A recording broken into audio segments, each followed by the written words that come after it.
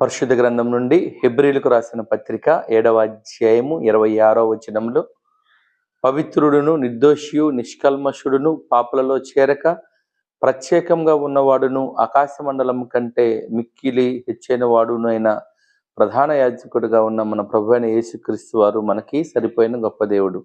ప్రియులారా, యేసు ప్రభువారు పవిత్రుడు, నిర్దోషి, నిష్కల్మషుడు, ఎలాంటి కల్మషం లేనివాడు, పాపులలో చేరక ప్రత్యేకంగా ఉన్న యేసు ప్రభువారి యొక్క వాక్యానుసారంగా మనము జీవించేవారిగా ఉండాలి. క్రీస్తు ప్రభులో ఉన్న లక్షణాలు మనం కలిగి ఉండాలి. యేసు ప్రభువారు ఈ లోకంలో జీవించినప్పుడు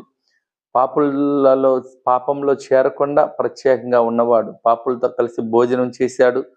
పాపులు యేసు ప్రభువారు ప్రక్కన ఉన్నప్పటికీ కూడా యేసు ప్రభువారు పాపంలో భాగస్వామ్యము కాలేదు. ప్రియులారా, ఈ దినాన నీవు నేను మనం కూడా యేసు ప్రభువారు వలె ఈ లోకంలో జీవించినప్పటికీ కూడా పాపంలో పడిపోకుండా, పాపములతోటి మనకి ఒకవేళ పరిచయం ఉన్నప్పటికీ కూడా వారి పాపమునకు మనం లోబడకుండా మనం ప్రత్యేకమైన జీవితం కలిగిన వారిగా ఉండాలని యేసు ప్రభువారు కోరుకొనుచున్నాడు. ఈ నూతన సంవత్సరంలో నీవు నేను మనందరం కూడా ఒక ప్రత్యేకమైన జీవితం కలిగి ఉండాలి.